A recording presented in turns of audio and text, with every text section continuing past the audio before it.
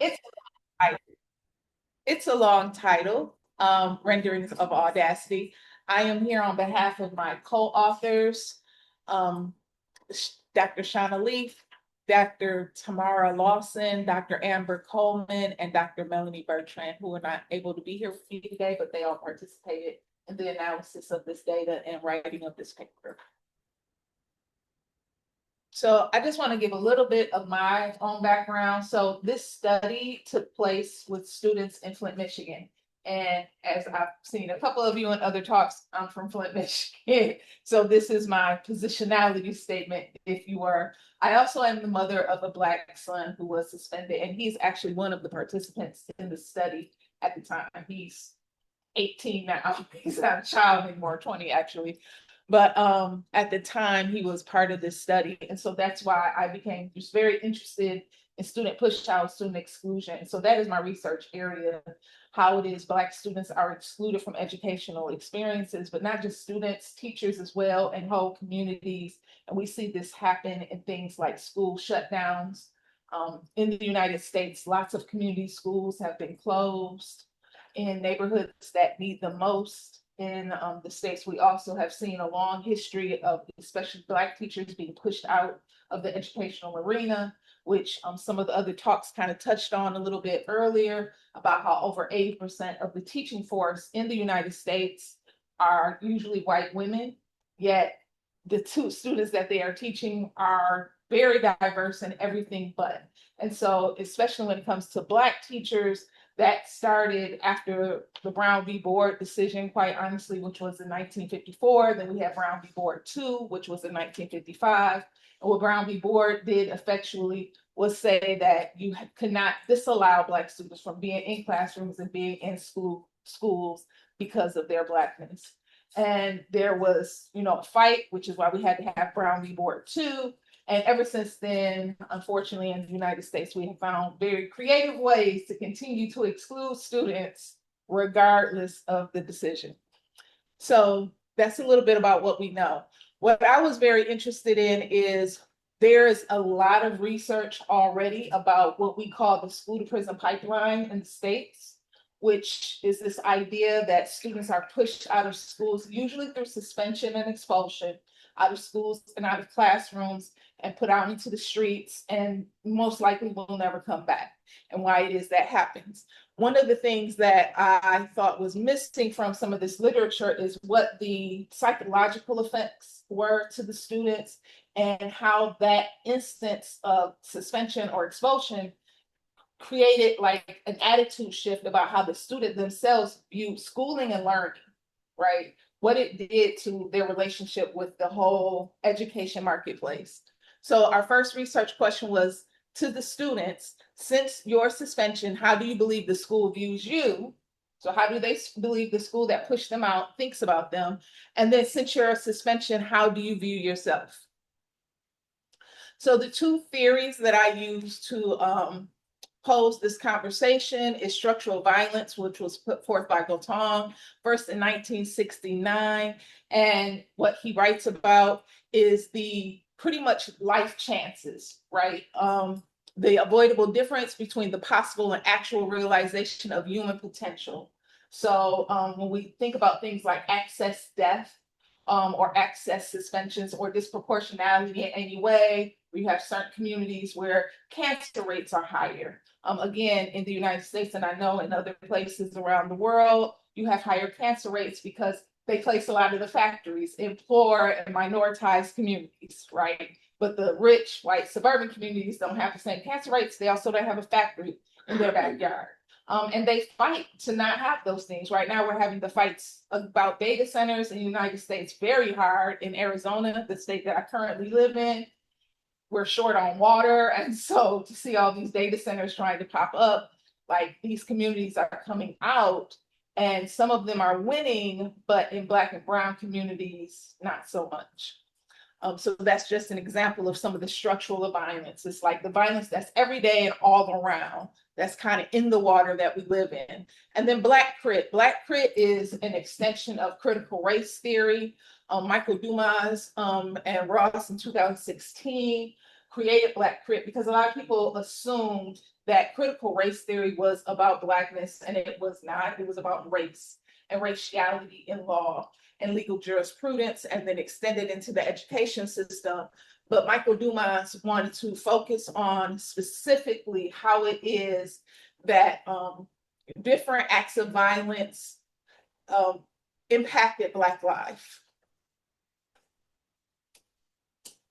So the methods for this study was, I went to Flint. I was in Arizona at the time that I did this work, and I went back home to visit, and I partnered with a community center in the community, and I went back 2 times, and I recruited students with flyers, and we recruited students who self-identified as African American and or Black. So they chose how it is they identified. I did not select the students and say, hey, you look Black to me.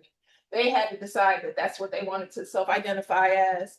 And then they had also to have been in 6th through 12th grades and have experienced a suspension or an expulsion within the past 2 years of the study. The 2 workshops that we had were day long. We provided breakfast for the students, very nice breakfast. We provided lunch for the students. We had a morning session that talked about raciality and stereotypes and what they felt about stereotypes. And then in the afternoon, we had our visual prompt workshops. And for our analysis, we use visual narrative analysis. Okay, and so visual narrative analysis looks at the story that is being told in the artwork or in any visual work that you're having, whether it's photography or showing a video or a movie. What is the story that's being told? We also use semiotic analysis, which comes from the art world, which looks at the symbols that mean something not only to the artist, but signal something to the larger, wider society. So we use both of those things. All of my co-authors, we all analyzed all of the students' artwork separately. And then we look for common themes that kind of went across what all of us observed and believed that the art work was telling us. And also when the students created the artwork, they were able to say a little bit about what their artwork meant as well. Some students chose not to say anything, 6th to 12th graders. Sometimes they talk a lot, like my 13-year-old will get up in the morning and have a bunch to say, and then the rest of the day has nothing at all to say. And then some of them wrote a whole other treatise. Some of them chose to give us additional narrative on their artwork on tape with some of the assistants I had for this study. So the 4 themes that we have are inherently incapable, necessarily surveil, for how does the school view you, and how do you view yourself, communal contributors, and as audaciously determined. So I'm going to go through some of the artwork to talk through how it is we came to some of our findings. So this piece of art here was by Jonathan, and Jonathan was a student who a lot of the students that took part in the workshop knew, including our volunteers. So I had volunteers from the community center help, and they also happened to work at the schools that students were coming from as well.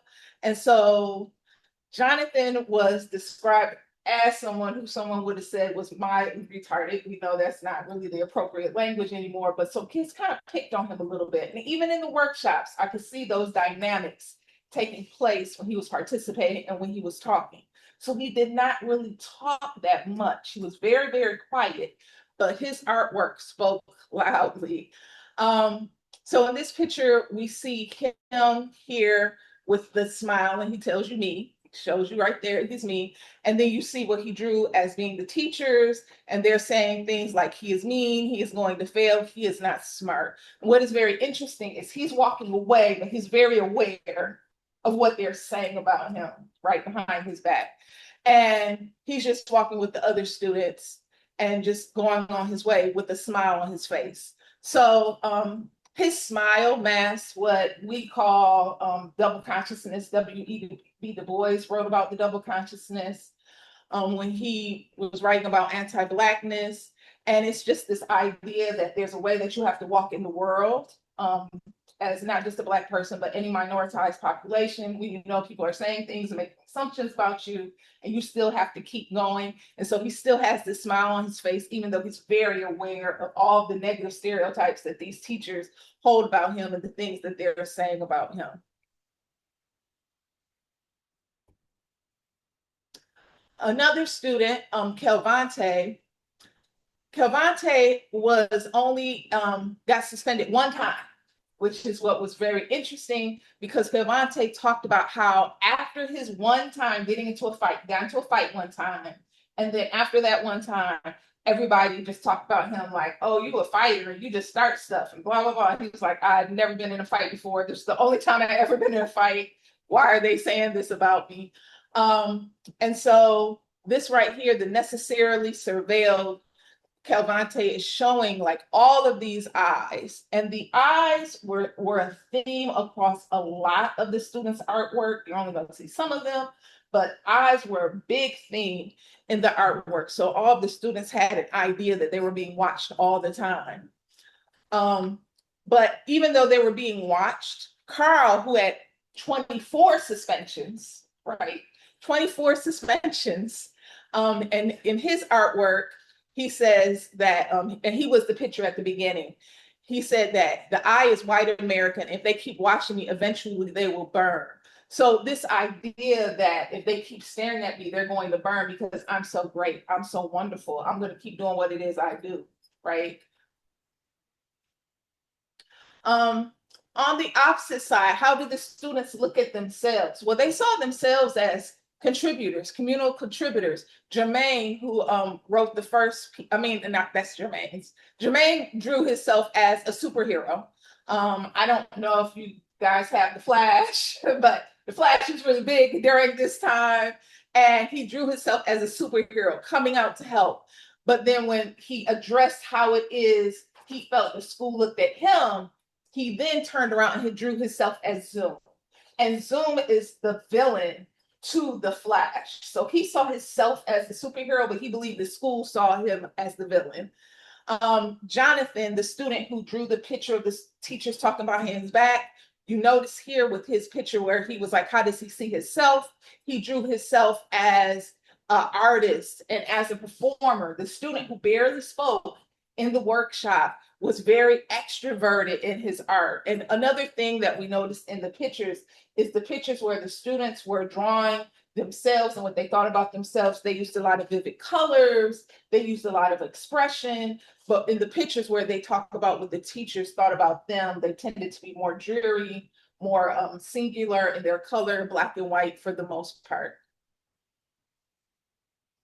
And this is the last artwork, audaciously determined. So just like the picture at the beginning, where he said, if they keep staring at me, they're gonna burn. We had another student who talked about how it is that she wants to give to the world and give to everybody else. And she drew a tree to symbolize her giving nature, like a tree.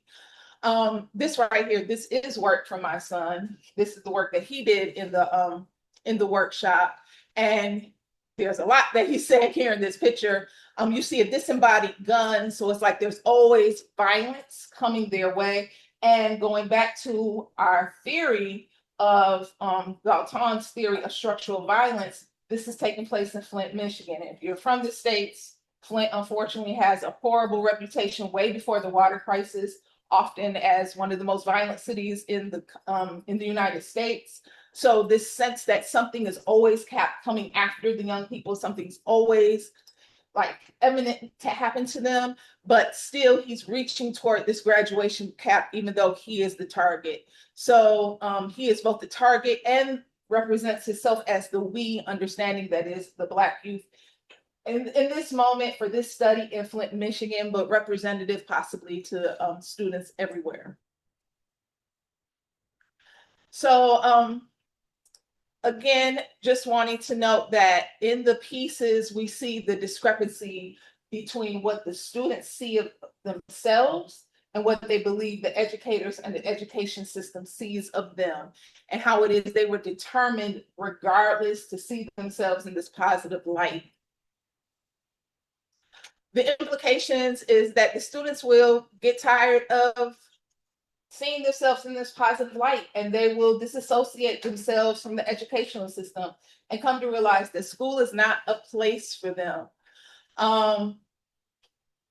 They will remove themselves eventually. Hopefully they don't, but this kind of leans into this. Now, these are 6th and 12th graders, and some of these students I still know, and many of them have not gone on to college.